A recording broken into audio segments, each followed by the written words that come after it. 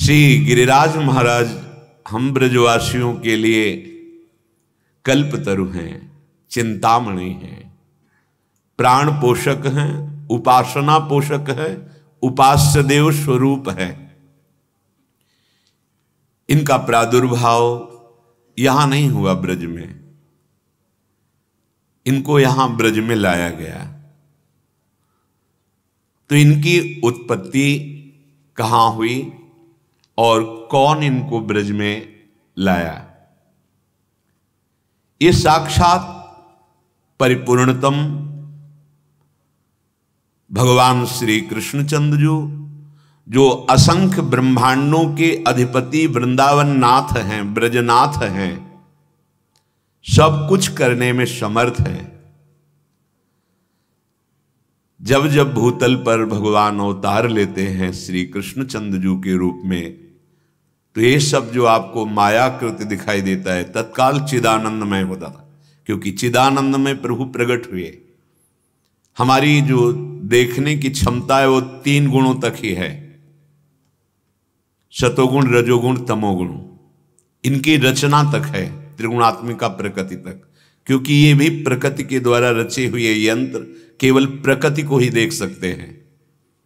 जब तक भगवान दिव्य दृष्टि प्रदान नहीं करते तब तक वृंदावन ब्रज जो परात्पर रूप है, जो साक्षात भगवत स्वरूप है, ऐसा दर्शन नहीं हो सकता।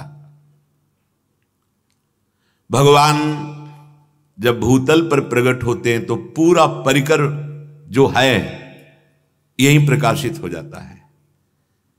ये दिव्य धाम है, ऐसा नहीं कि पहले था आगे नहीं रहेगा, ऐसा नहीं, या अभी वर्तमान में है आगे नहीं रहेगा। दिव्य परात्पर जो था है रहेगा, जो प्रलय में भी नष्ट नहीं होता। श्री गिरिराज गोवर्धन जी, परम पावन यमुना जी, खगमृग पशु पंछी लता और भी पर्वत झरने, ये सब दिव्य हैं हमारे ब्रज के। सच्ची मानिए, मानसी गंगा का जल त्रिभुवन के पावन तीर्थों को भी पावन करने की सामर्थ्य रखता है। राधा कुंड, मानसरोवर, ये सब दिव्य हैं। विश्वास करो, इसलिए ब्रजवासियों को कहीं जाने की जरूरत नहीं। सारे तीर्थ तरसते हैं ब्रज सीमा में प्रवेश पाने के लिए। स्वयं तीर्थराज प्रयाग भी यहाँ के लुटते हैं। ये साक्षात मंदिरम में भगवान कहते हैं मेरा साक्षात घर है। भगवान का जो कुछ है वो सब सच्चिदानंदमय है। भारतवर्ष में पश्चिम दिशा में शाल्मली द्वीप है, वहां एक महान पर्वत है द्रोणाचल। सबसे पहले गिरिराज जी का प्रादुर्भाव द्रोणाचल की गोद में हुआ। जिस समय द्रोणाचल की गोद में गिरिराज महाराज प्रकट हुए, समस्त देवता प्रकट होकर के पुष्प वर्षा करते हुए स्तुति की, क्योंकि उनको पता है कि ये भगवान की विहार स्थली है। जो ब्रज उसमें ये शोभा पाएंगे, ये भगवान की नित्य क्रीड़ा स्थली है। श्री गिरिराज महाराज हरिदासों में श्रेष्ठ हैं, हरि को महान सुख पहुंचाने वाले और हरि स्वरूप भी हैं। तो हिमालय आदि, सुमेरु पर्वत आदि जो महान पर्वत हैं, वो सब वहां आए और गिरिराज जी का अभिषेक किया। गोवर्धन जी का प्रणाम करके, परिक्रमा करके, सबने अभिषेक करके गिरिराज पद पर अभिषेक किया, वहीं द्रोणागिरी पर ही, क्योंकि ये भगवत स्वरूप है। जैसे गिरिराज संबोधन हिमालय, गिरिराज संबोधन सुमेरु पर्वत, 4 लाख योजन स्वर्ण का, ये सब आकर के द्रोणागिरी पे मध्य में विराजमान गोवर्धन जी का अभिषेक किया और उनको गिरिराज पदवी दी कि हम जितने सब गिरी हैं, आप हम सबसे श्रेष्ठ हैं, क्योंकि भगवान की नित्य लीला स्थली में आप पधारेंगे, भगवान आप में लीला करेंगे, इसलिए हम सबके आप वंदनीय हैं। और वहीं अभिषेक हो गया गिरिराज पद पर। महान पर्वतों ने गोवर्धन जी की स्तुति की। साक्षात आप परिपूर्णतम हैं। ये परिपूर्णतम शब्द भगवान में ही लगता है। गोवर्धनों परि सुराह पुष्प वर्षम प्रचक्किरे हिमालय सुमेरुवाद्या शैला सर्वे समागता। त्वं ही गोवर्धनो नामो वृंदारण्ये विराजसे त्वन्नो गिरीणाम सर्वेषां गिरिराजोषि सांप्रतम।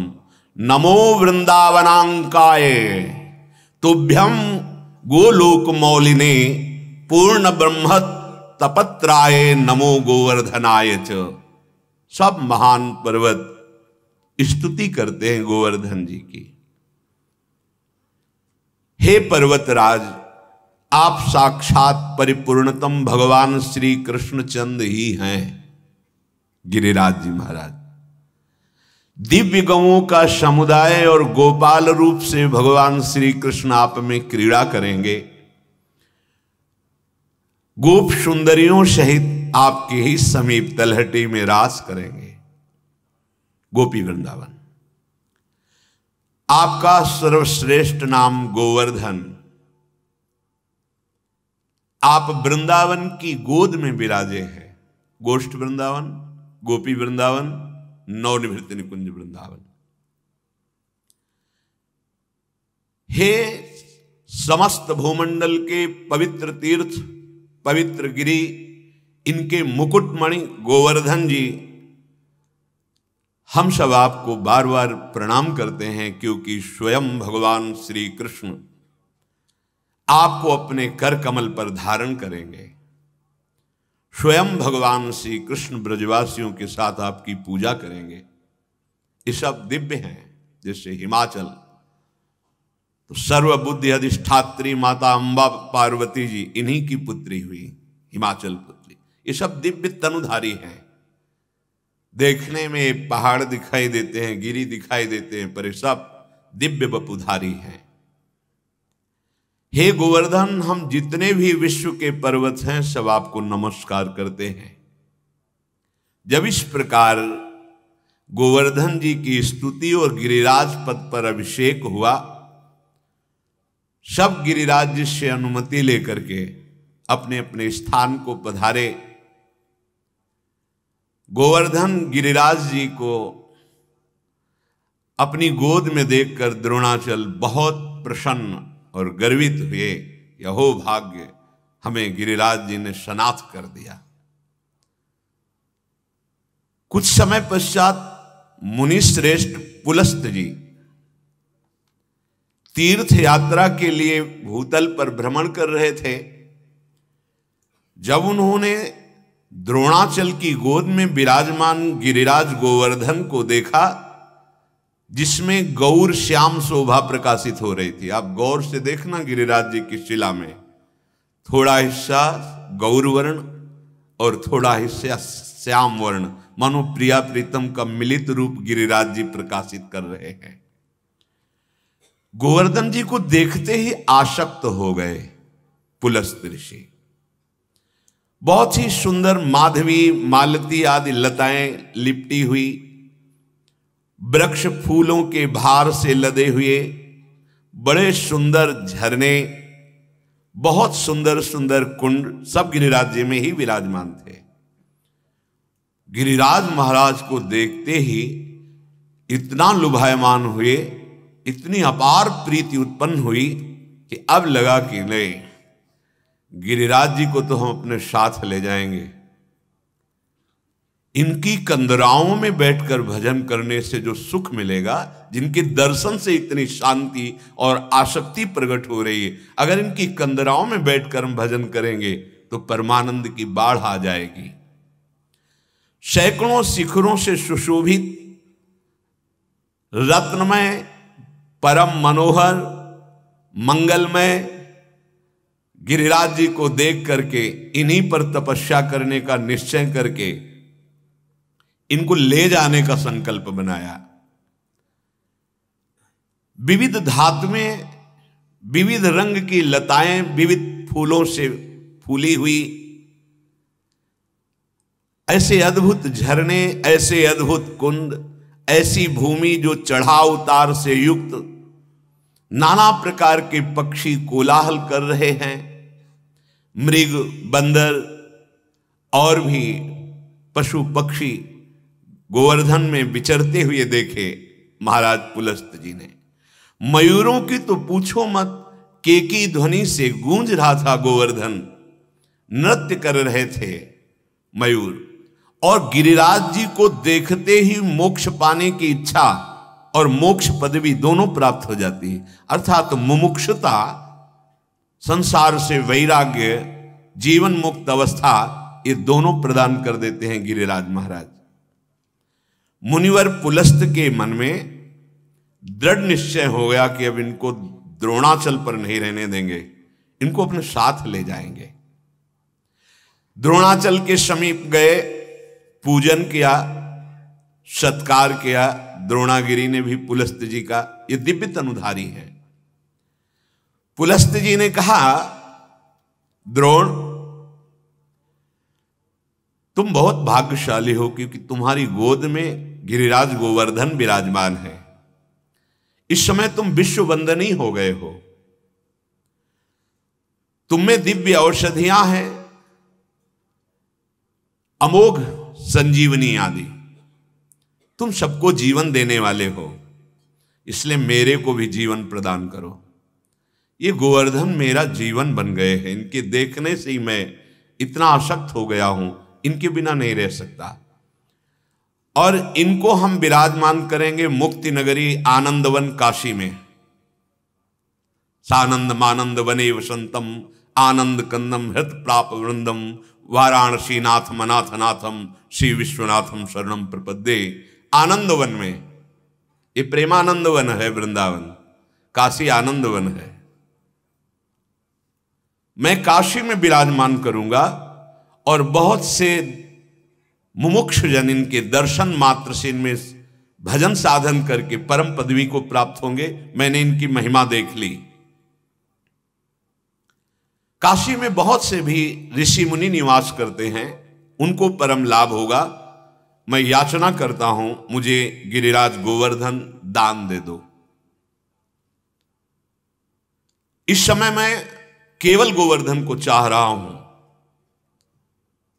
भगवान विश्वेश्वर की नगरी में विराजमान होकर के समस्त प्राणियों को परम पदवी प्रदान करेंगे, मैंने निश्चय कर लिया। जहां गंगा नदी प्रवाहित होती है, भगवान विश्वनाथ साक्षात भ्रमण करते हैं, वास करते हैं, उनकी राजधानी है काशी। वहां हम ले जाएंगे तुम्हारे पुत्र गिरिराज गोवर्धन को।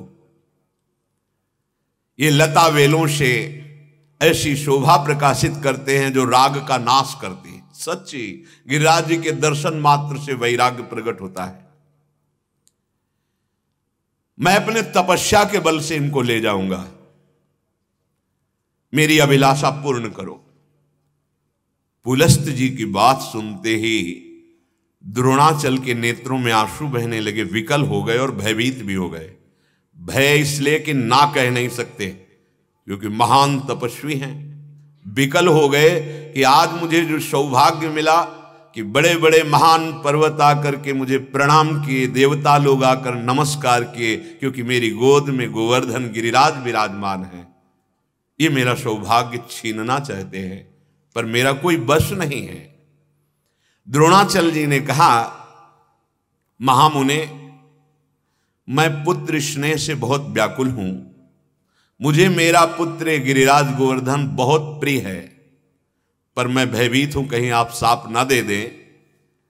इसलिए आपके दोनों हाथ जोड़ करके मैं प्रणाम करता हूं। क्या ऐसा हो सकता है कि आप ये ना लें? पुलस्त जी ने कहा, इस समय मेरे एक ही संकल्प बन रहा है, मुझे गिरिराज गोवर्धन चाहिए। जानते हो इसमें आंतरिक कितनी प्रबल इच्छा क्यों प्रकट हुई? क्योंकि भगवान श्री कृष्णचंद्र जी इन्हें अपने ब्रज में लाना चाहते। ये भगवान की नित्य लीला स्थली है। बड़े पुत्र शोक से व्याकुल होकर द्रोणाचल जी ने कहा, बेटा गिरिराज, तुम मुनि के साथ कल्याण में परम पावन भारतवर्ष में बड़े बड़े मुनियों के द्वारा उनके सत्कर्मों की पूर्ति के लिए धर्म, अर्थ, काम, मोक्ष इसको प्रदान करने के लिए गिरिराज जी में चारों सामर्थ्य हैं।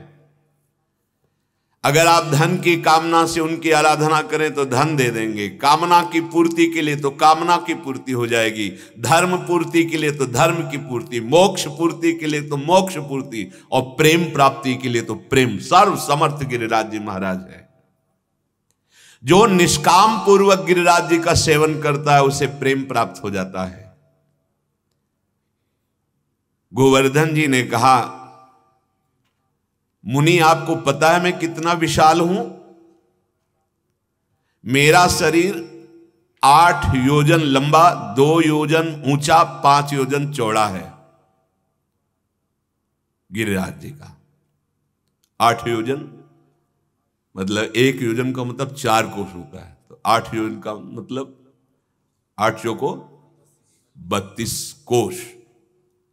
सांप के कारण क्षीण होकर अब 21 किलोमीटर किया रह गए हैं। इन्हीं ने श्राप दिया था पुलस्त जी ने। मेरा शरीर 8 योजन लंबा, 2 योजन ऊंचा, 8 कोस की ऊंचाई थी गिरिराज महाराज की, 5 योजन चौड़ा, 5 चौको 20 कोस चौड़े गिरिराज जी। आप में सामर्थ्य है कि मुझे ले चलेंगे? पुलस्त जी ने कहा, बेटा तुम क्या हो, आवश्यकता पड़े तो सुमेर को भी उठा लूं। यह है तप बल, भजन बल। एक महात्मा समुद्र पी गए, अगस्त्य जी, ये तो पुलस्त जी है। ऐसे चुल्लू बांधा, कुआं का जल ले, सरोवर का ले, अगाध अथाह समुद्र को पी गए। ये महात्मा का बल, ये भजन से होता है। तप, भजन, पवित्र संकल्प, सब कुछ समर्थ होता है। इसीलिए हम अपनी सामर्थ्य को खो बैठे, क्योंकि धर्म विरुद्ध विषयों का सेवन, मनमानी आचरण, शास्त्र विरुद्ध कर्म, हम अपनी अध्यात्म शक्ति को खो बैठे। नहीं, जो आत्म तत्व अगस्त्य जी में है, जो पुलस्त जी में है, वही आप में है। अब इस तिजोरी को खोलकर कौन कितना धन खोज पाता है, बस बात इतनी है। नहीं, स्वरूप में अंतर नहीं है, स्वरूप सबका वही है। कहा, मेरी हथेली पर तुम ऐसे सुखपूर्वक बैठकर चलोगे मानो कोई वजन ही नहीं, तुम चिंता मत करो। जब तक काशी नहीं पहुंच जाऊंगा, प्रण करता हूं तुम्हें कहीं नहीं रखूंगा। ये अपने बल का वर्णन किया पुलस्त जी ने। गोवर्धन जी ने कहा, पक्का पक्का, मेरी भी प्रतिज्ञा सुन लो। आपने कह दिया कि काशी तक आपको गोद में लेके चलूंगा, बीच में कहीं नहीं रखूंगा। और अगर आपने रख दिया तो फिर आपका तप और संकल्प काम नहीं करेगा, आप हमें उठा नहीं पाएंगे। जहां आप रख देंगे वहां से फिर आप उठा नहीं सकते। पुलस्त जी ने कहा, पूरे सालमली द्वीप को उठा करके भारत देश में पहुंचा सकता हूं। तुम गोवर्धन चिंता मत करो, रास्ते में कहीं भी नहीं रखूंगा, कोई विश्राम नहीं करूंगा। हमारी आपकी बात पक्की, मैं कहीं नहीं रखूंगा। और गिरिराज जी ने कहा, जहां रख दिया वहां से कभी नहीं उठूंगा। बात पक्की हो गई। तदनंतर महान पर्वत द्रोणाचल जी ने गले से लगाया गिरिराज जी को। गिरिराज जी ने नमस्कार की मुद्रा में खड़े हो गए अपने पिता को प्रणाम करके, और पुलस्त जी ने सहज में ऐसे गिरिराज जी को गोद में ले लिया। द्रोणाचल के आंखों से प्रेमाश्रु बह रहे थे कि गिरिराज जी अभी हमें सौभाग्य प्रदान कर रहे थे, अब ऋषि ले जा रहे हैं। दाहिने हाथ पर रखकर पुलस्त मुनि अपने तेज बल से बहुत आराम मुद्रा में सहज में चलते चलते ब्रज 84 कोष के अंदर प्रवेश किया। गोवर्धन गिरिराज जी ने सोचा, मेरा तो घर आ गया, और ये महात्मा बड़े तपस्वी हैं, बड़े तेजस्वी हैं, अब मुझे अपने घर में रुकना है, मुझे जाना नहीं, क्योंकि मैं समझ रहा हूं मेरे प्रभु श्री कृष्णचंद्र जी अपने ग्वाल बाल सखाओं के साथ मेरे में खेलेंगे, मेरे ही समीप दान लीला, मान लीला आदि बड़ी पावन प्रेममयी लीलाएं प्रभु करेंगे। मुझे अन्यत्र नहीं जाना,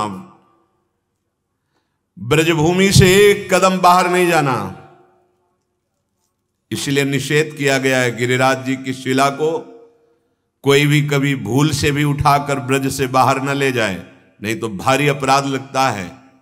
प्रायः लोग ऐसी गलती कर देते हैं कि हम अपनी सेवा में विराजमान करने के लिए गिरिराज जी को बाहर नहीं, ब्रज 84 को उसके अंतर्गत ही, बाहर नहीं ले जा सकते आप। अगर ले गए हो तो अपराध मोचन के लिए तत्काल गिरिराज जी में आके पधरा दो और क्षमा मांगो और परिक्रमा करो, प्रणाम करो। आपके लिए मंगलकारी नहीं होगा गिरिराज जी को यहां से ले जाना। इस ब्रजभूमि को मैं कभी नहीं छोड़ूंगा। श्री प्रियाजू और श्री लालजू मेरी तलहटी में खेलेंगे, मेरे ऊपर खेलेंगे, ये सौभाग्य मुझे मिलेगा। मैं उत्तम दर्शन करूंगा दोनों का, राधा कृष्ण का। नहीं नहीं, मैं ब्रजभूमि से अब बाहर नहीं जा सकता। मन ही मन ऐसा दृढ़ निश्चय कर अपना असली भार बढ़ाना शुरू किया गिरिराज जी ने। गिरिराज जी चाहते थे कि हमें उठा लो और ब्रज तक ले चलो, फिर हम दिखाएं तो हम हैं क्या।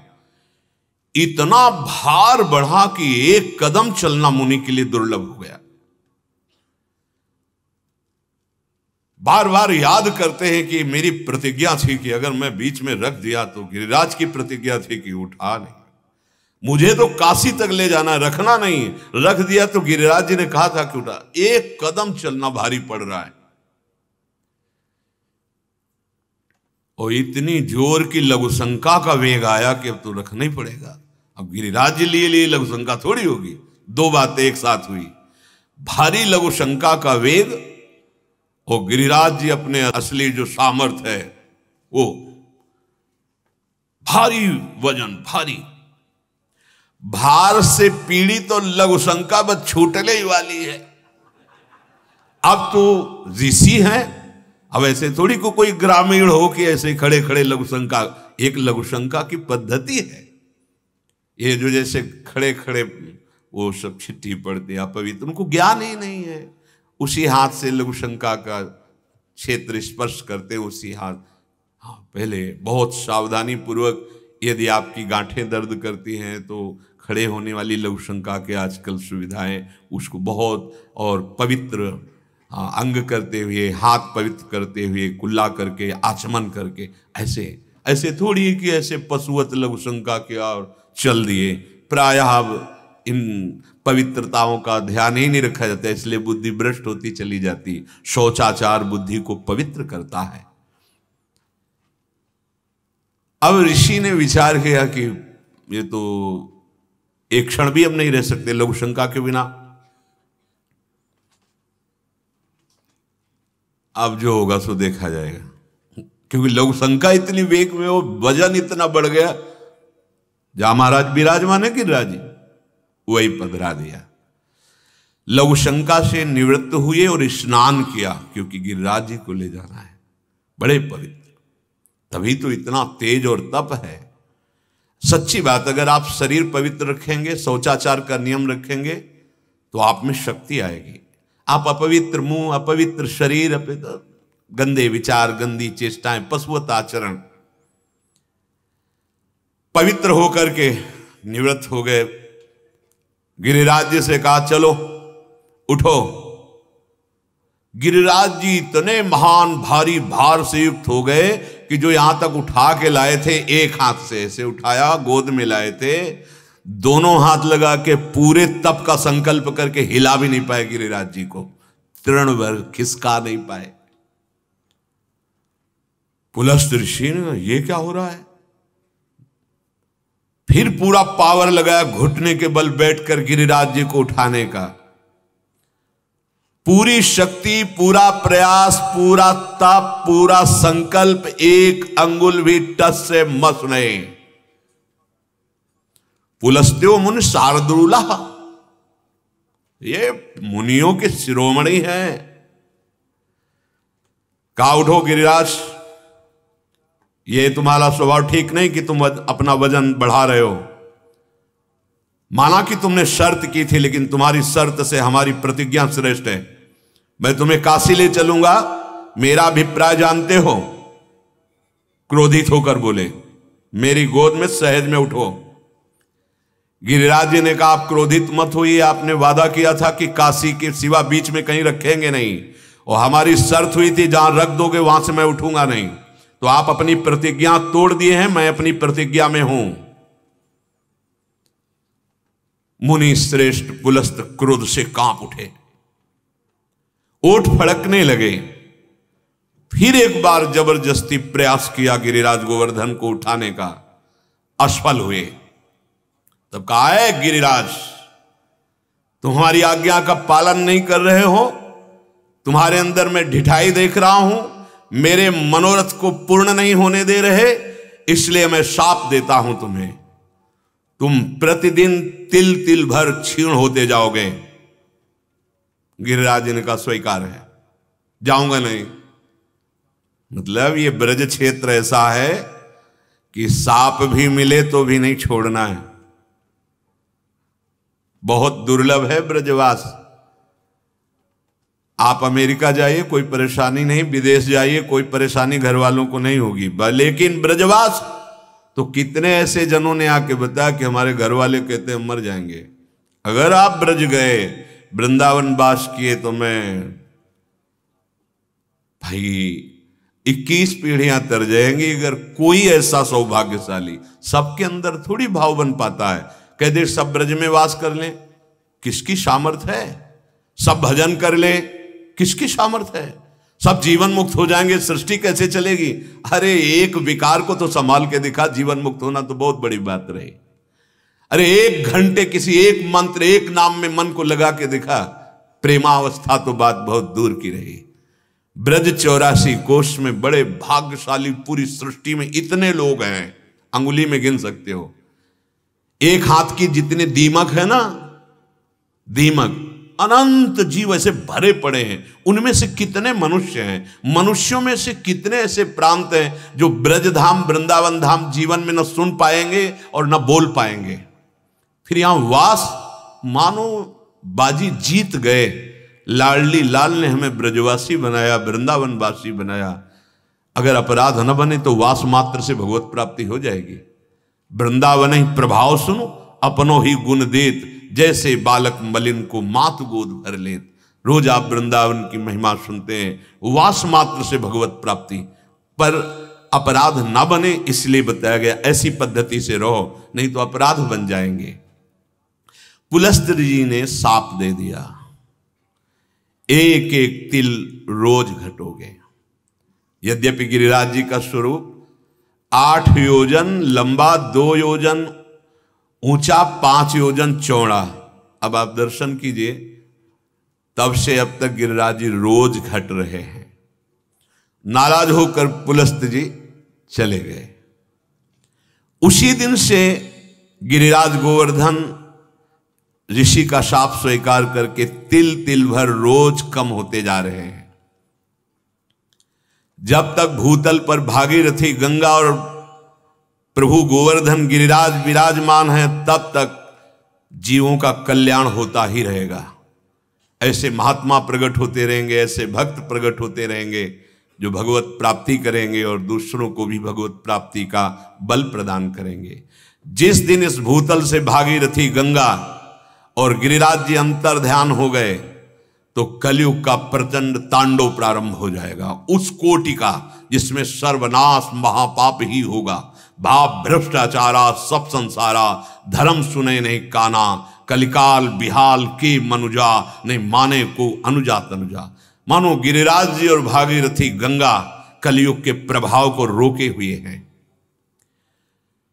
श्री गिरिराज गोवर्धन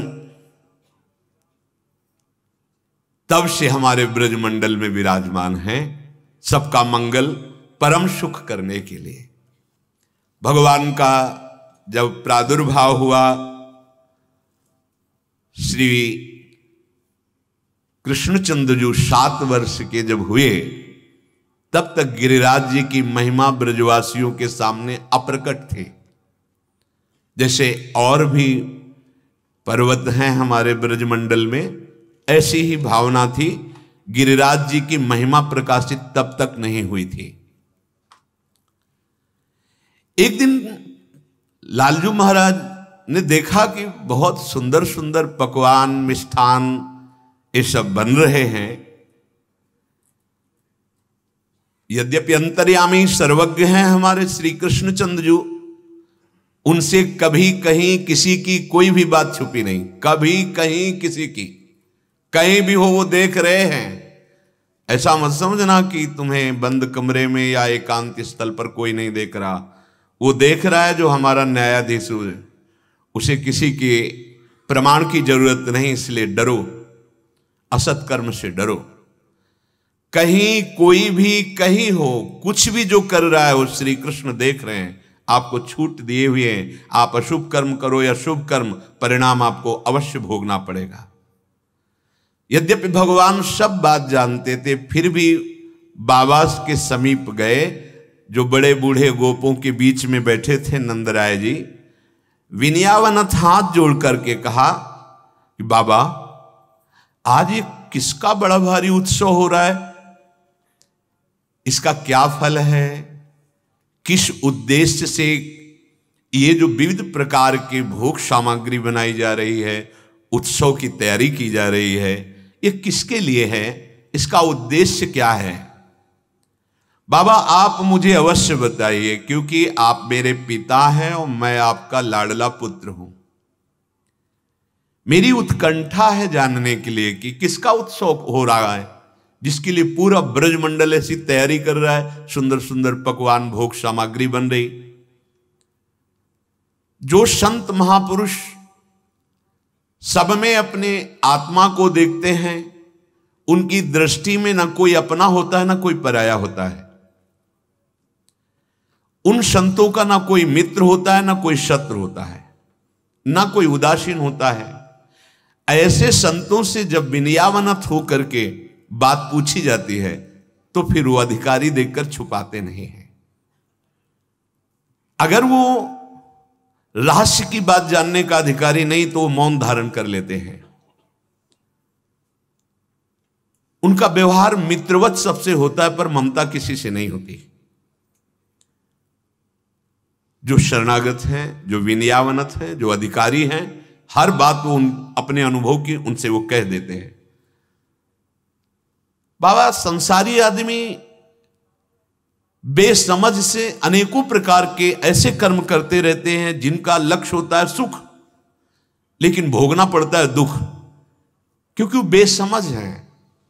अगर कोई भी कर्म किया जाए और समझ बूझ कर किया जाए और महापुरुषों से प्रमाणित हो, तो उसका फल होगा सुख। यहां क्या किया जाता है? मनमानी किया जाता है, शास्त्र विरुद्ध किया जा सकता है, अपनी समझ के, तो उसका परिणाम होता है दुख। ये बेसमझ लोग करते हैं सुख के लिए कर्म और परिणाम में भोगते हैं दुख। इसलिए मेरी प्रार्थना है कि आप लोग ये कौन सा उत्सव मना रहे हैं, ये शास्त्र सम्मत है या लौकिक है? मैं जानना चाहता हूं। आपका पुत्र हूं, विनयावनत हूं। आप सब किस उत्सव की तैयारी कर रहे हैं, कृपा करके बताइए। बाबा ने कहा, बेटा हमारे भगवान है इंद्र। पर्जन्यो भगवान इंद्रो मेघास्तस्यात्ममूर्तयः ते विवर्षन्ति भूतानां प्रीणनं जीवनं पथः। लालाया, हमारे भगवान हैं इंद्र, ये मेघों के स्वामी हैं। मेघ इन्हीं की आज्ञा से वर्षा करते हैं। वर्षा से अन्न घास आदि प्रकट होती है। अन्न से हमका मनुष्यों का जीवन और तृण आदि घास आदि हमारे जो गाय आदि हैं इनका जीवन पोषण होता है।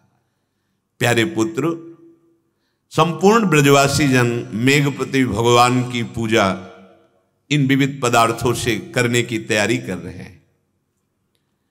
क्योंकि मेघ भगवान इंद्र के अधीन हो, जब भगवान इंद्र प्रसन्न होंगे तो मेघों को आदेश करेंगे, वो वर्षा करेंगे और हम सबका प्राणियों का पोषण वर्षा के द्वारा अन्न घास आदि से। बड़े शक्तिशाली हैं वो भगवान। फिर इस यज्ञ से, उत्सव से जो बचता है, हम सब ब्रजवासी लोग उसे प्रसाद मान करके पाते हैं। उन्हीं की वर्षा से हम सबका जीवन निर्वाह होता है। खेती आदि प्रयत्न वर्षा से ही सफल होते हैं। तो ये हमारी बहुत कुल परंपरा चली आ रही है, और जो कुल परंपरा से धर्म चला आ रहा है उसे काम, लोभ, भय या द्वेष से परंपरागत धर्म छोड़ा नहीं जाता। अगर छोड़ दे तो मंगल नहीं होता। नंद बाबा ने ऐसा कहा। भगवान ब्रह्मा शंकर आदि का भी शासन करने वाले श्री कृष्णचंद्र जी ने नंद बाबा और ब्रजवासियों की जब बात सुनी तो बाबा से कहा कि बाबा, बहुत विचार पूर्वक हमारी बात सुनना। कर्मणा जायते जंतु कर्मणैव विलीयते, सुखम दुखम भयम क्षेमम कर्मणैवाभिपद्यते। सिद्धांत है, प्राणी अपने कर्म के अनुसार ही पैदा होता है, कर्म के अनुसार ही सुख दुख भोगता है, कर्म के अनुसार ही मर जाता है। भय या अमंगल उसके कर्म का परिणाम होता है।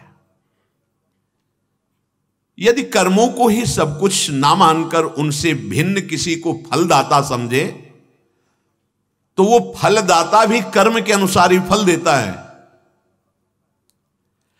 कर्म ना करने वालों पर उसका कोई प्रभाव नहीं चलता। सभी प्राणी अपने अपने कर्म का फल भोगते हैं। अवश्य में भोक्तव्यम कृतम कर्म शुभाशुभम। कर्तारम भजते सोपि न कर्तु प्रभुर्हिषः। तो भी किमिंद्रेणे भूतानाम श्वास्वा कर्मानुवर्तिनाम अनीसे नान्यथा कर्तुम स्वभाव विहितम नृणाम। इंद्र के बीच में आप क्यों कि ये भगवान है, फलदाता है? प्रधानता तो कर्म की है। पिताजी, पूर्व कर्म जो हमने किए हैं उनका फल सुख दुख रूप से अभी आ रहा है। अभी जो हम कर्म करते हैं वो आगे फल मिलेगा। बिल्कुल पक्का सिद्धांत समझो।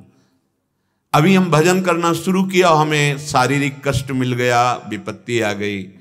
ये भजन का इससे कुछ लेना देना नहीं। ये पूर्व में जो आपने फसल बोई थी वो आई है। अब जो कर रहे हो बड़ा मंगल होगा आगे चल। लेकिन अज्ञानी जीव नहीं समझता। वो जब किसी धर्मात्मा महात्मा भगवत मार्ग में चलने वालों को पीड़ित देखता है ना, देखो ये भजन का फल। हमको कोई कष्ट नहीं है, कोई भजन वजन नहीं करते। हाँ, तुम्हें बहुत लंबी यात्रा करनी भाई, बहुत हिसाब किताब है, इसीलिए इनका हिसाब किताब खत्म हो रहा है। इनकी यात्रा पूर्ण हो गई है, अभी अपने घर जाने वाले हैं। अर्थात समस्त संचित कर्म भस्म, क्रियमाण निष्फल, प्रारब्ध का भोग, जीवन मुक्त। कर्म फल को अपने प्रयास से बदला नहीं जा सकता, जिससे शरीर की रचना है। एक है ताकत भजन की, पर अगर उससे कर्म फल को बदलने में लगा दिया तो शरीर तो मरेगा ही एक न एक दिन। फिर आपको लाभ क्या मिला? भजन। भजन का फल है शरीर राग हट जाए, जो प्रारब्ध दुख सुख आवे गंभीर होकर भोग लो, नया शरीर ही ना मिले, प्रभु के पास चले, जीवन मुक्त हो जाए। तो जो खूब भजन करता है तो ये समझ आ जाती है, तो उस अपने प्रारब्ध को आदर सहित भोग लेता है। उसे मिटाने की सामर्थ्य है भजन में, ऐसा नहीं कि नहीं है। बड़े बड़े महापुरुषों में देखा गया स्वयं कष्ट सह रहे हैं दूसरों के कष्टों को मिटा करके, अपने कष्ट को नहीं। क्योंकि अपने शरीर को, प्रारब्ध को जानते हैं कि इसको हम सहज में भोग लेते हैं, और भजन का प्रताप जगत मंगल के लिए, भगवत प्राप्ति के लिए, भगवत प्रेम के लिए है। बहुत सुंदर विषय भगवान वर्णन करते हैं। किसी के आशीर्वाद की क्या जरूरत है? यदि आप सच्चे आचरण से चलते हो, भगवान के आश्रित हो, नाम जप कर रहे हो, तो साफ जितने भी देवता, ऋषि, मुनि, मनुष्य, धर्मात्मा, महात्मा सब आप पर कृपा कर देंगे। सुर नर मुनि प्रसन्नता ऊपर, विश्वास करो। और गलत आचरण करोगे तो चाहे जहां चले जाओ, चाहे जो आशीर्वाद, कोई लागू नहीं होगा। गलत शास्त्र विरुद्ध आचरण, मनमानी आचरण किया तो शास्त्राबाहु अर्जुन ने बहुत संग किया, दत्तरते भगवान को बड़ा आशीर्वाद, सिद्धियां मिली, अंततो गत्वा, उद्दंडता नहीं गई तो क्या हुआ? वंश का विनाश कर दिया भगवान परशुराम जी ने। बिल्कुल विश्वास, यही हम समझाने के लिए बार बार, चाहे एकांतिक में हो, यहां कहते हैं कि तुम इन पार्थिव वस्तुओं पर विश्वास मत करो कि कोई जंतु, कोई ऐसा कुछ, कोई भस्म कोई दे देगा कि तुम दुख रहित हो जाओगे। नहीं भाई नहीं, आपका कर्म इनसे रुकने वाला नहीं, ये छूछा से नहीं रुकने वाला, वो आपको दंड दे के रहेगा। एक उपाय है, भगवान का आश्रय ले लो। कहते अहम त्वाम सर्व पापेभ्यो, सर्व, जमा वाला भी खत्म, आगे वाला भी खत्म, प्रारब्ध को भी बहुत कम करके भुगवा देंगे। बहुत कृपालु है। एकमात्र भगवान की शरण और नाम जप। तभी सबको लगता है कि और कोई ये उपाय तो जानते नहीं है, कहते हैं कि बस राधा राधा राधा राधा। क्योंकि और कोई उपाय हमें प्रमाणित करके बताओ जो तुम्हारे दुख की जड़ अज्ञान का नाश करके, समस्त पापों का नाश करके तुम्हें जीवन मुक्त बना दे। कोई उपाय बताओ। किसी भी मार्ग में चलो, जब तक देह स्मृति, संसार स्मृति, तब तक दुखों से बच नहीं सकते। अगर राधा राधा राधा स्मृति, राधा नाम में, तो विश्वास करो धर्म, अर्थ, काम, मोक्ष, प्रेम जो चाहोगे प्राप्त हो जाएगा। मूल में कुल्हाड़ चलाओ, पत्ते काटने से ये दुख का वृक्ष नष्ट होने वाला नहीं।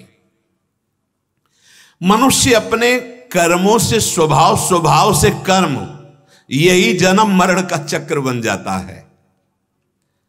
ये उसी का अनुसरण करता है, जैसा स्वभाव रचना होती उसी के अनुसार कर्म, कर्म के अनुसार स्वभाव रचना। बार बार वही संस्कार, वही स्वभाव, वही कर्म, उसी पचड़े में फंसा बार बार कीचड़ में खेल रहा है।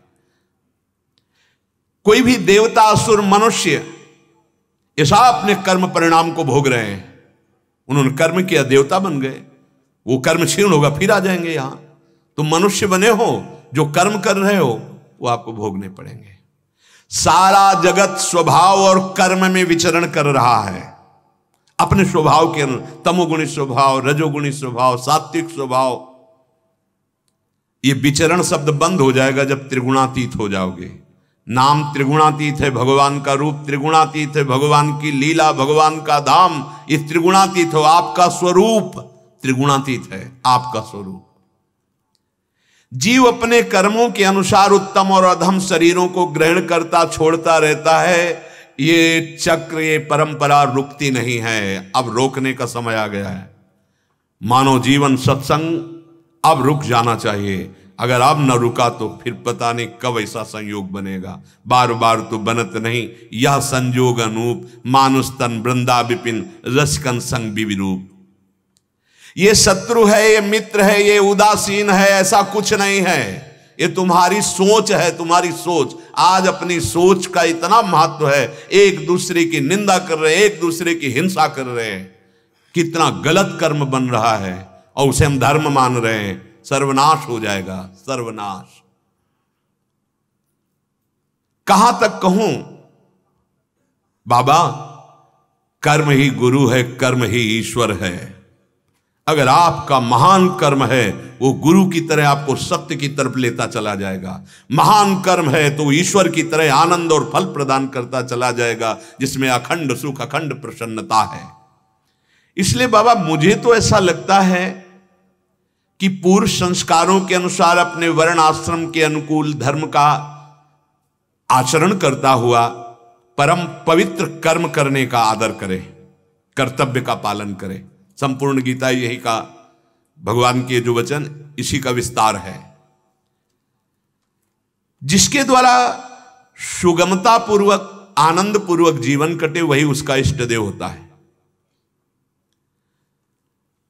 बाबा जैसे विवाहिता पत्नी अपने पति को छोड़कर किसी और पुरुष की तरफ गंदी दृष्टि करे तो उसका व्यभिचारिणी कहते हैं, और व्यभिचारिणी को कभी सुख, शांति या लाभ कभी नहीं प्राप्त हो सकता। ऐसे ही व्यभिचारी व्यक्ति होता है। व्यभिचारी को कभी शुभ गति, कभी मंगल, कभी अभी तुम्हारे पास धन है तो देख लेना ये कहां पहुंचा देगा तुम्हें, जो गंदे आचरण, गंदा व्यसन, गंदा खान पान। तो मुझे लगता है कि मनुष्य को समझना चाहिए कि उसका पति कौन है। सबके लिए पुरुषोत्तम भगवान श्री कृष्णचंद्र जो सबकी आत्मा है, सबके प्रीतम है, सबके परम पति हैं, सबके परम पति हैं। ये बात हृदय में बैठा ले। अगर अनन्य भाव से भक्ति कर रहे हो तो ये आपको अनुभव में आ जाएगा। मुझे लगता है कि अपने आराध्य देव को छोड़कर दूसरे की उपासना करने से कभी सुख नहीं मिलेगा। अपने अपने कर्तव्य का पालन करना ही चाहिए बाबा। जैसे हम लोगों का कृषि, वाणिज्य, गोरक्षा ये सब जीवनोपार्जन है, गोपालन, तो संसार की स्थिति, उत्पत्ति इन 3 गुणों से होती है, सतोगुण, रजोगुण, तमोगुण से। इसी के स्वभाव में बने हुए स्त्री पुरुष सब संसार में कर्म करते हुए विचरण कर रहे हैं। रजोगुण के संयोग से ही ये जन्म होता है। रजोगुण की प्रेरणा से मेघ बरसते हैं। इसमें इंद्र का क्या, क्योंकि ये तो जगत गुरु है, सब जानते हैं रहस्य।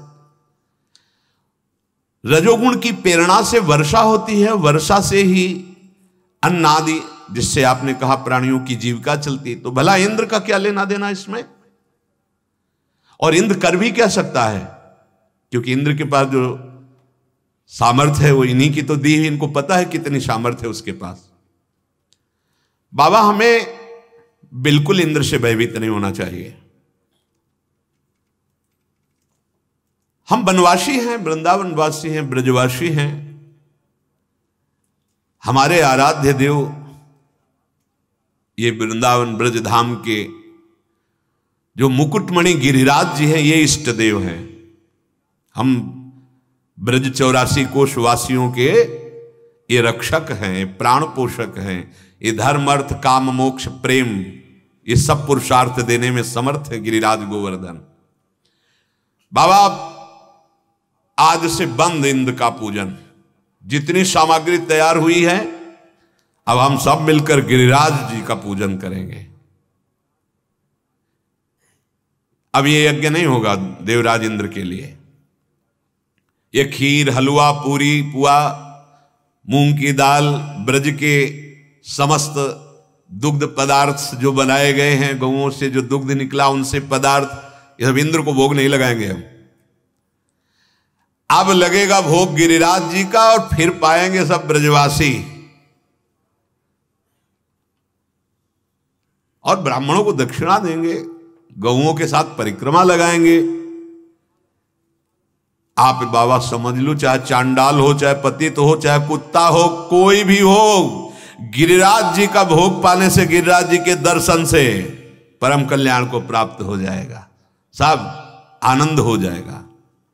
खूब हम लोग प्रसाद पाएंगे चक भोग लगा के गिरिराज जी का, और गहने से, कपड़ों से सज धज करके, और फिर मंगल गीत गाते हुए गिरिराज जी की प्रदक्षिणा करेंगे। मेरी तो सम्मति यही है बाबा। यदि आप सब ब्रजवासियों को बाबा आपको रुचे तो ऐसा ही कीजिए। देवराज इंद्र का बंद यज्ञ महोत्सव, अब होगा गिरिराज महाराज का महोत्सव। गिरिराज जी का पूजन मेरा साक्षात पूजन होगा। गिरिराज जी और मुझे में तनिक भी भेद नहीं है। मुझे बहुत प्रिय है गिरिराज जी। कालात्मा भगवान श्री कृष्ण सूक्ष्मता से देखा था कि इंद्र का घमंड बहुत बढ़ गया है, और भगवान का स्वभाव किसी का घमंड नहीं रखते, किसी का भी। इसीलिए तृणादपि सुनी चेन, बचना हो तो भगवान की शरण में होकर दैन्य रहो। थोड़ा भी घमंड करोगे तो ब्रह्मांड नायक तुम्हारे घमंड को चूर करने के लिए ऐसी रचना रच देंगे सब छार छार हो जाएगा तुम्हारा घमंड, किसी का नहीं रहा घमंड। नंद बाबा आदि गोपों ने जब ये बात सुनी तो सबने गर्दन हिलाई, लाला बात तो तू सही कर रहा है। सबने स्वीकृति कर ली। क्यों? क्योंकि सबके हृदय में यही प्रेरणा करने वाले हैं, उर्पेरक, यही उर में प्रेरणा करते हैं। भगवान श्री कृष्ण जैसा चाहते थे वैसा ही ब्रजवासियों ने स्वीकार कर लिया। ये बात है, जोई जोई प्यारो करे सोई मोहि भावे। कुल परंपरा से पूजन होता चला आ रहा था, एक बार भी किसी ने प्रश्न नहीं किया। जैसा प्रभु ने कहा, अभी 7 वर्ष के बड़े बूढ़ों ने सबने भगवान की सलाह मान ली। अब तो ब्रज के ब्राह्मण बुलाए गए, स्वस्ति वाचन हुआ और छकड़ों में लाद लाद करके ब्रज 84 कोष के ब्रजवासी जन गिरिराज जी के समीप आए। खूब गौओं को स्नान कराकर श्रृंगारित किया गया, हरी हरी घास पवाई गई और बाबा ने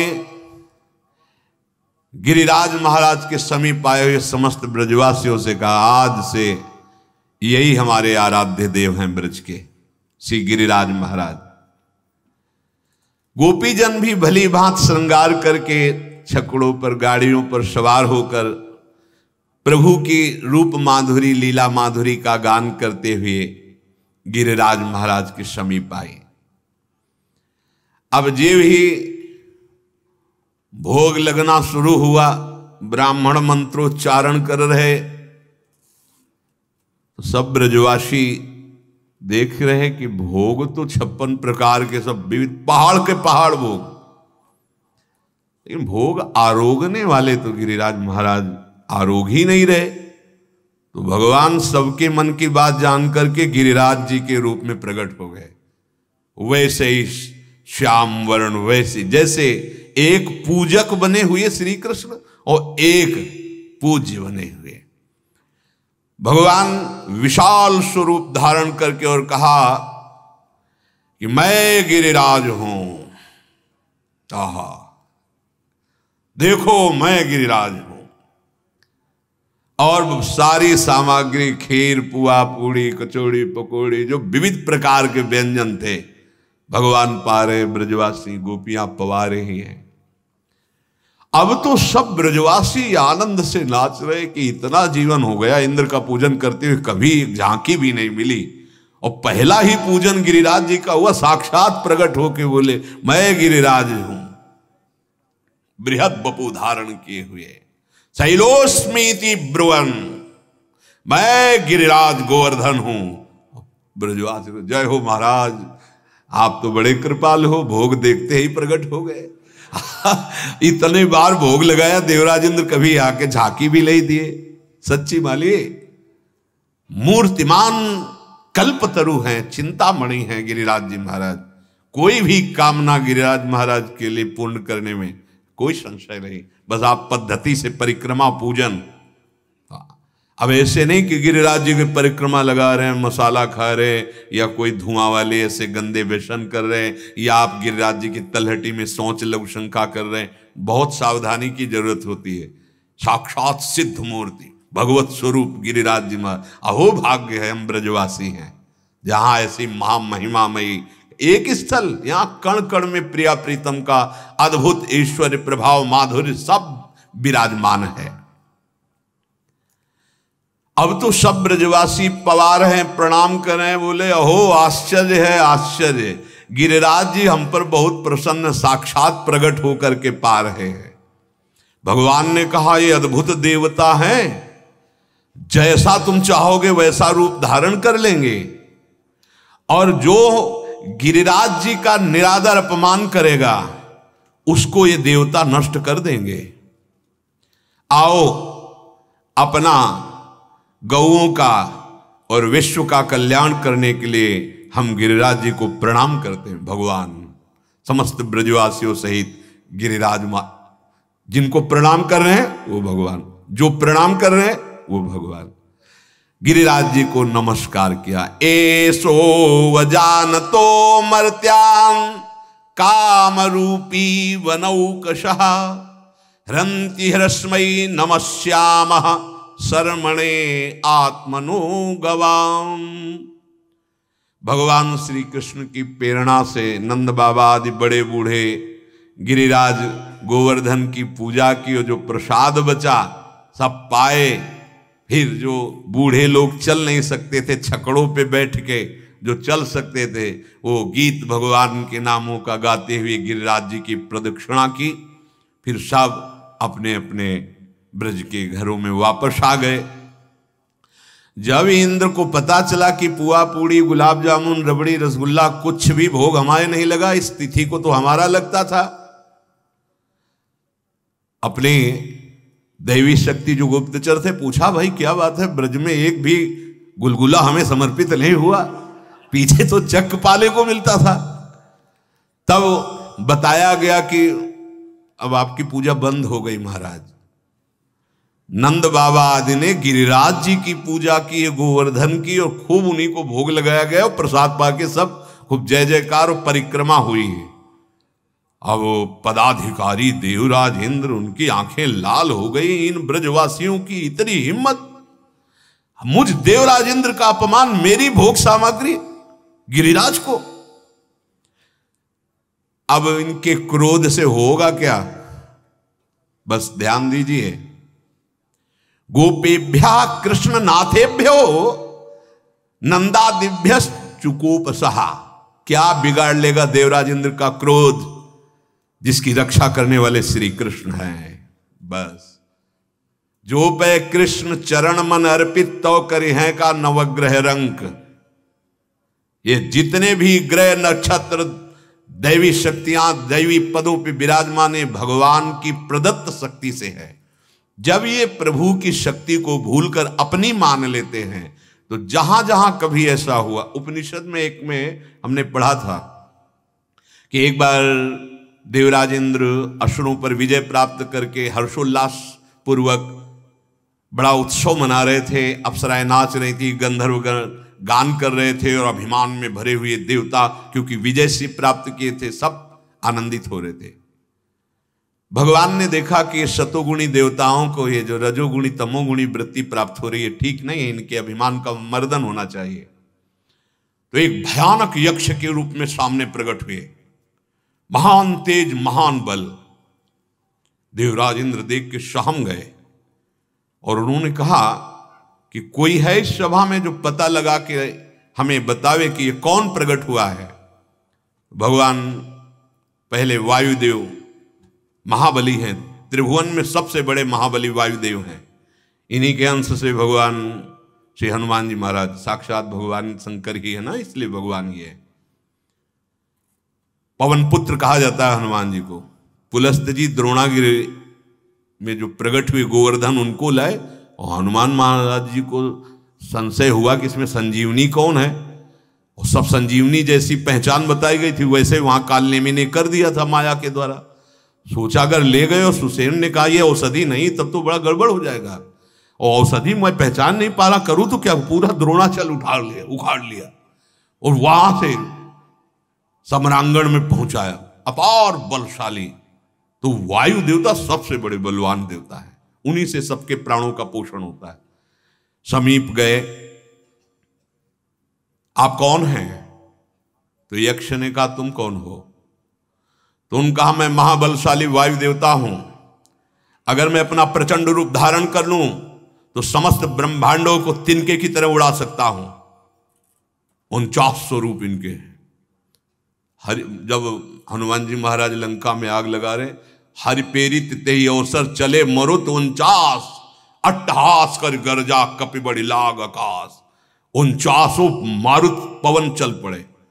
बोला इतने तुम बलशाली हो, तुम ब्रह्मांडों को तिनके के समान उड़ा सकते हो? तो एक तिनका डाला और कहा उड़ा के दिखाओ। कितना बड़ा उपहास। तुरंत उन्होंने पावर लगा, नहीं उड़ा, पूरी शक्ति लगा दी।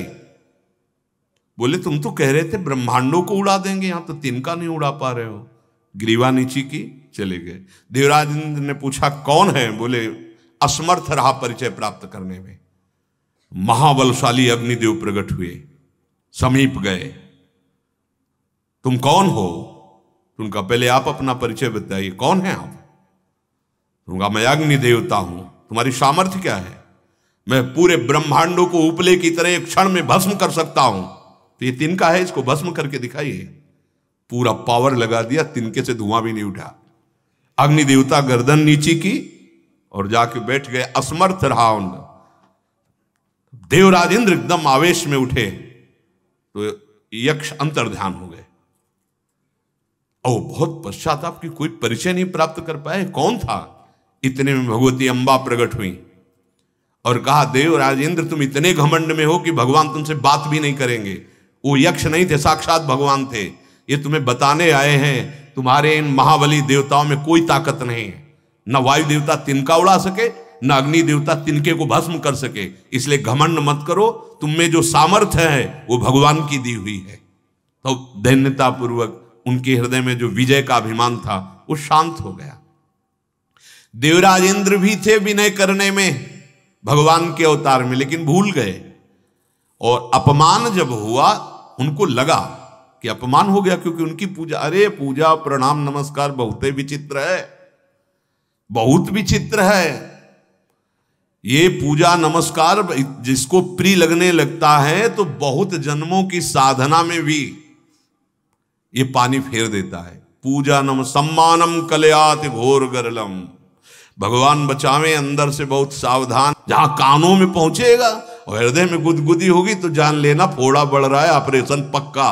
और ऑपरेशन ऐसा भयानक होगा कि सह नहीं पाओगे, पक्का समझ लो। अगर प्रणाम नमस्कार ये सब स्वीकार किया जाए तो अहंकार रूपी फोड़ा बढ़ता है और भगवान इसका ऑपरेशन फिर होश का इंजेक्शन लगा के करते हैं, बिल्कुल चेतना में। अब वो कहता है मैं किसी काम का नहीं रह गया, तो बोले अब राम के हो जाओ, अब श्याम के हो जाओ। हाँ, सुनेरी मैंने निर्बल के बलराम। देवराज इंद्र को बड़ा गुस्सा आया।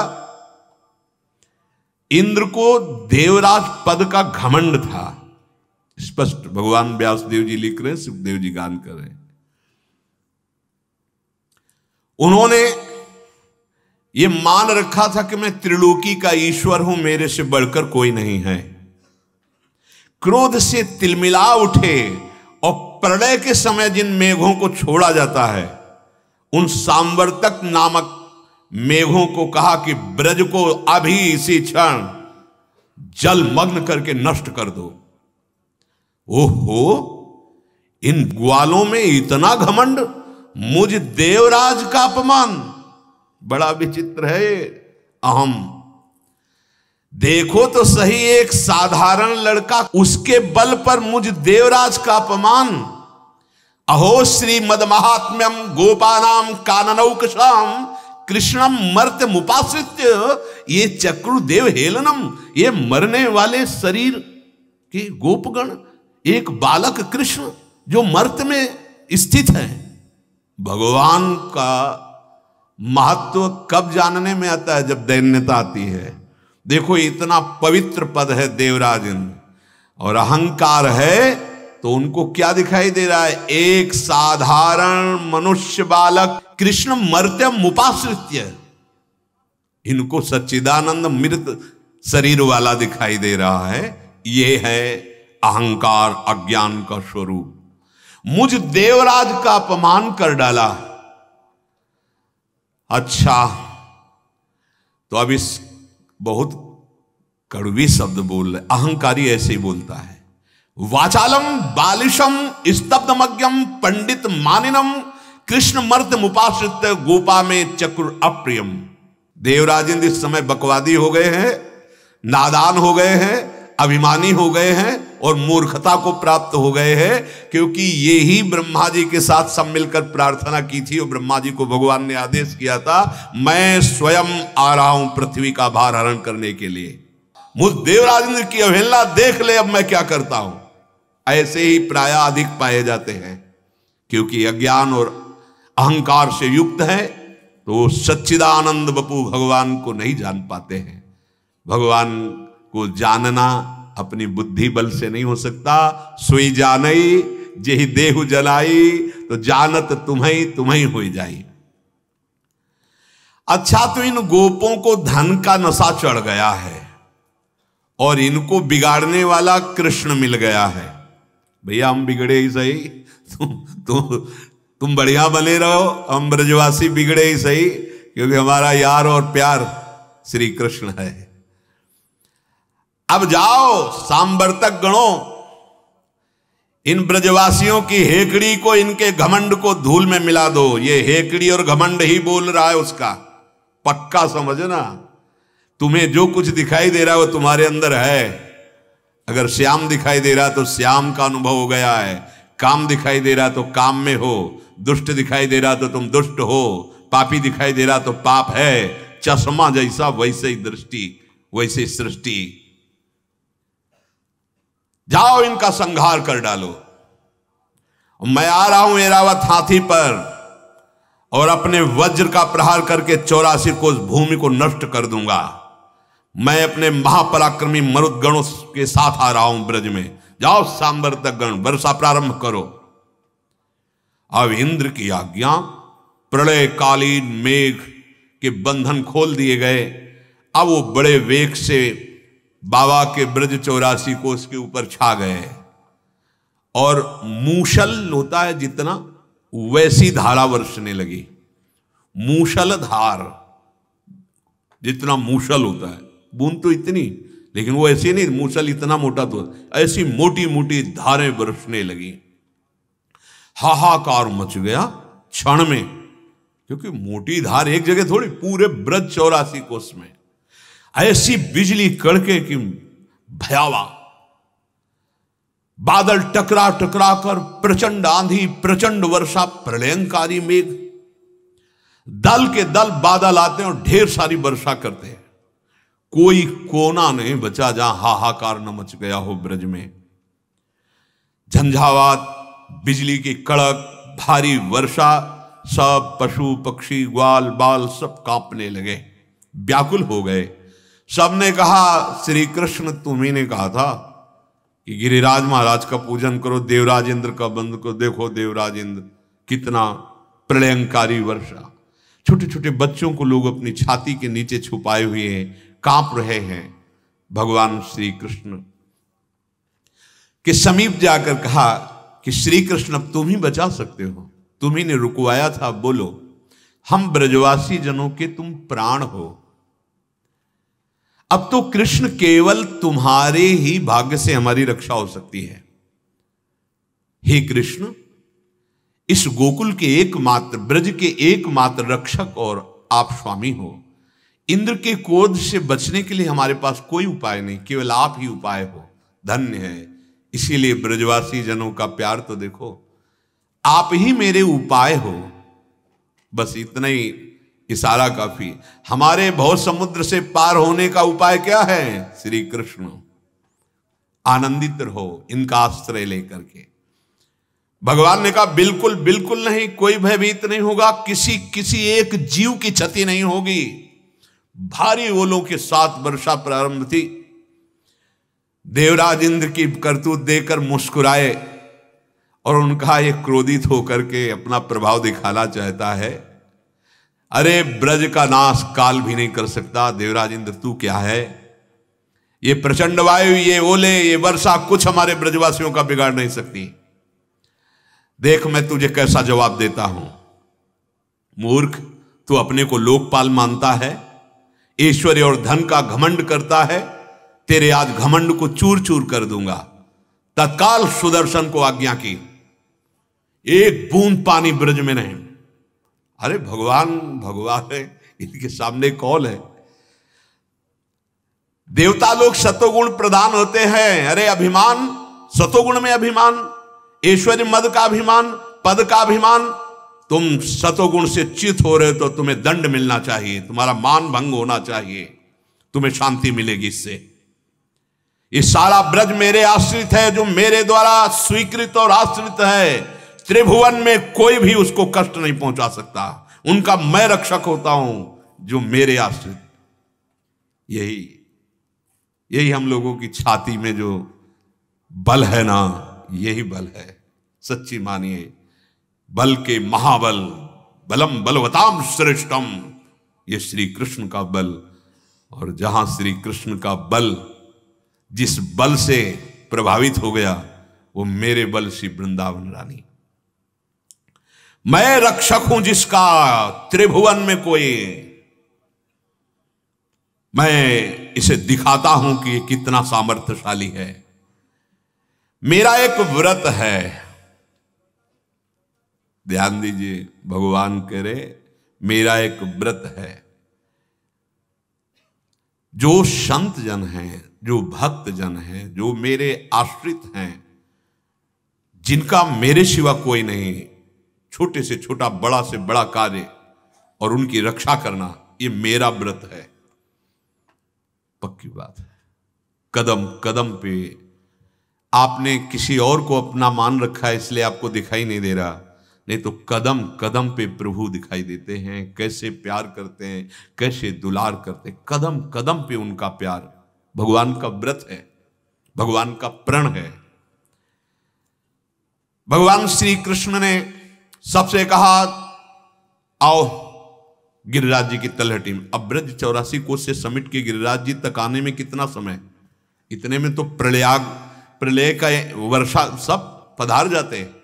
सुदर्शन जी अपना काम कर रहे हैं महान तेजों में, ना कोई ओला ना कोई, सब ठिठुरते हुए भाग कर गिरिराज जी के समीप आए।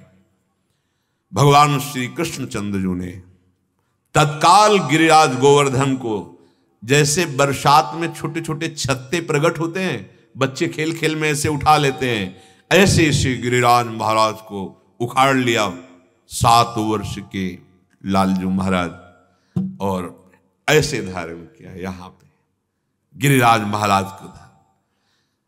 सबसे कहा आनंद पूर्वक आ जाओ, बाल बच्चे पशु पक्षी सब गिरिराज जी की तलहटी में। यह एक आश्चर्य की बात है, बाबा के पास ही कई लाख गैया थी और बाबा कई भाई थे, उनके भी कई लाख थे। संपूर्ण ब्रज 84 कोष में वृषभानु बाबा के पास भी बहुत कई लाख गौवें थी। मतलब अगर गौवें देखो तो ये तो चिदानंद भूमि है। इसलिए गिरिराज जी की अंदर गुफा में जब गिरिराज जी को उठा लिया, संपूर्ण पशु पक्षी, माताएं बहनें, गोपीजन गोपजन, सब बालक वृद्ध सब आ गए आराम से। यह है सच्चिदानंद का प्रभाव। देखो तुम सब अपनी गौओं के सब सामग्री सब कुछ लेकर के गिरिराज जी के इसमें आ जाओ गड्ढे पे। देखो तुम लोग शंका मत करना कि गिरिराज जी गिर जाएंगे क्या, नहीं, भगवान सबसे कह रहे शंका मत करना। ये गिरिराज तनिक भी हिल भी नहीं सकते, डरना मत। नहीं लगेगा कि लाला तो अभी 7 वर्ष का है, गिरिराज और थक जाए तो फिर कहीं सब दब जाए। मैंने सब व्यवस्था कर रखी है, आप सब आ जाओ। सब के सब ग्वाल बाल, गोधन, छकड़ा, पुरोहित, भृत्य, सब कुछ, क्योंकि प्रलयकालीन वर्षा हो रही, ये अवसर मिल रहा, किसी को पता नहीं चल रहा कि हम सब वर्षा में जो प्रारंभ में हुई थी ये कैसे कम हो गई। अवसर दिया ना सबको प्रभु, सुदर्शन चक्र ऊपर गुप्त रूप से। ब्रजवासी सब अंतर में जब आ गए तो अब जो पानी बाहर का था उठा लेने पर वहां खाली हो गया ना, तो वो पानी भर जाएगा ना। भगवान शेष जी को आदेश किया तुरंत अपने शरीर की मेड़ बनाओ, किसी को पता नहीं। भगवान अनंत महामहिम शेष जी ने ऐसे पूरी मेड़ बना दी कि एक बूंद पानी अंदर नहीं जाएगा। ऊपर सुदर्शन चक्र जी भगवान हैं भगवान, और ऐसे गिरिराज जी को। लेकिन 7 दिन भगवान ने न खाया न पिया, ऐसे न आराम न विश्राम। कुछ सखा लोग बीच बीच में कृपा करते और बोले हम लाठी लगाए तुम हटा लो थोड़ी देर के लिए। सखा तो मतलब उनको ये थोड़ी लग रहा कि ये भगवान है।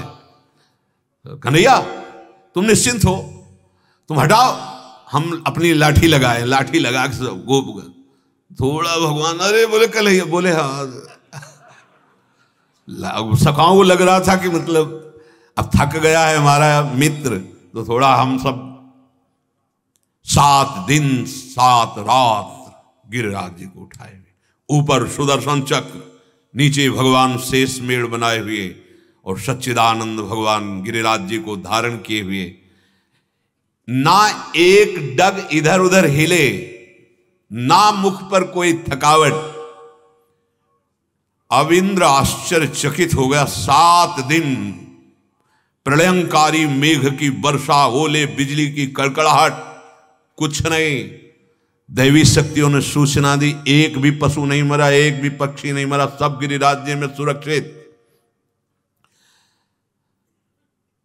आश्चर्यचकित हो गया इंद्र। अपने मेघों से कहा, रुक जाओ भाई, 7 दिन में कुछ नहीं कर पाए, अब क्या कर पाओगे, चल। जो प्रलयंकारी मेघ हैं, भगवान श्री कृष्ण जी ने जब देखा कि बिजली की कड़कड़ाहट, ओला वर्षना, जल वर्षना ये बंद हुआ, तो सबसे कहा, अब आप लोग निर्भय होकर निकले, दोबारा ये वर्षा नहीं कराएगा।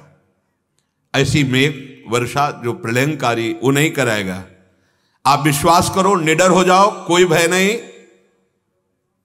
सब धीरे धीरे बाहर निकले। तो मेघ हटने के बाद सूर्य प्रकाशित हुए, आंधी पानी सब बंद। और ब्रज में जो बाहरी वर्षा से नदियां उफान, तत्काल शांत। ये सब क्या हो रहा है? भगवान का प्रभाव। जैसे एक बार गौवें और ब्रजवासी मुंजाटवी में आग लग गई और फंस गए, पुकारा कृष्ण, कहा आप आंख बंद करो, पूरी आग पी गए।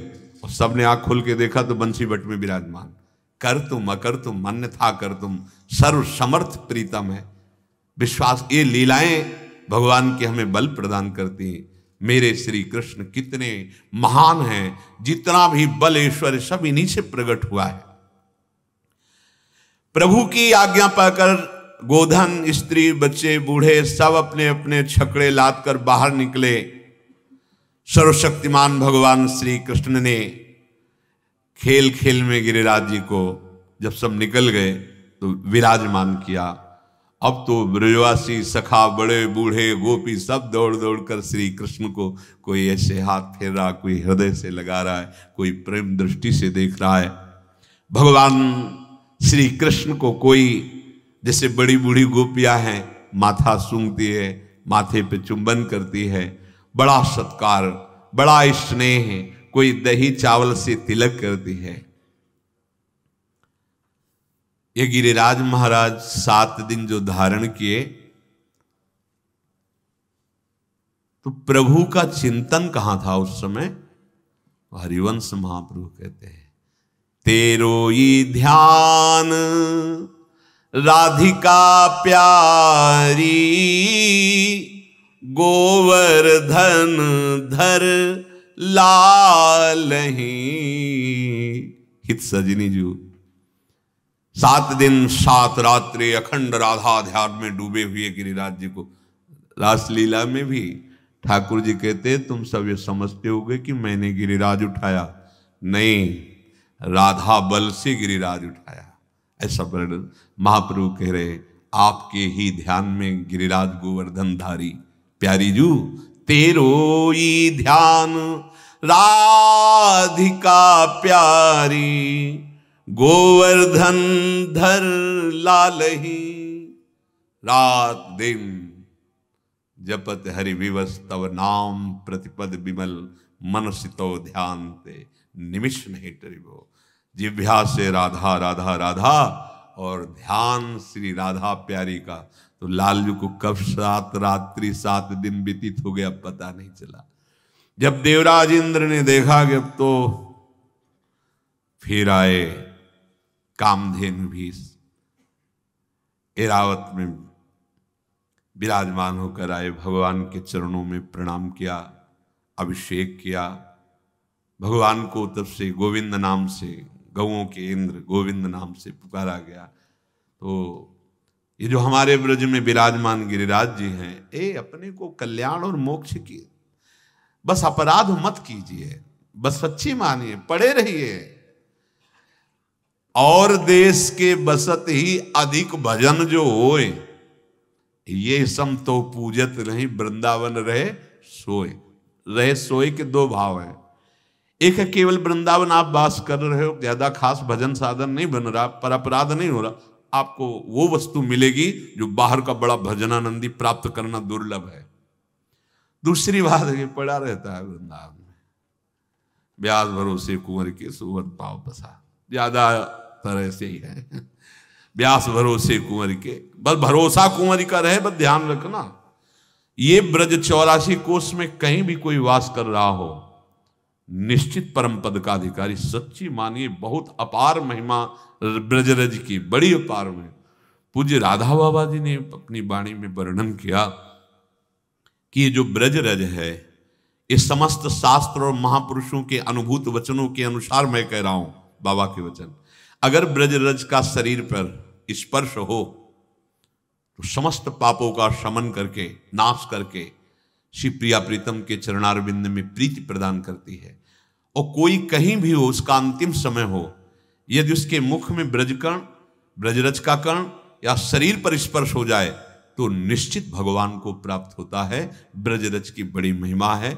और महाप्रभु हरिवंश चंद्र जी ने तो कहा, यो ब्रह्म रुद्र शुक नारद भीष्म मुख्य रालक्षितो न सहसा पुरुषस्य तस्य सद्यो वशीकरण चूर्ण मनंत शक्तिम अनंत शक्तिम तम राधिका चरण रेणु मनुष्य मरामी। अहो भाग्य, धन्य भाग्य अब हमारे हो गए, हमको ब्रजरज सेवन करने का सौभाग्य मिला, हमको ब्रजवास का सौभाग्य मिला, वृंदावनवास का सौभाग्य मिला। जो ब्रज से बाहर हैं, वृंदावन से बाहर हैं, वो निराश ना हो। आश्रय और वास का एक ही फल होता है। आप आश्रित होइए, यहां से रज ले जाइए, चरणामृत ले जाइए, रज का शरीर में लेप कीजिए और खूब नाम जप कीजिए और जो अपना कर्तव्य है उसे कीजिए। आश्रय रखिए ब्रजधाम ब्रजवास की भावना और वृंदावन धाम का आश्रय वास की भावना, तो आपका शरीर कहीं भी छूटेगा, आप दिव्य वृंदावन दिव्य ब्रज को प्राप्त हो जाएंगे।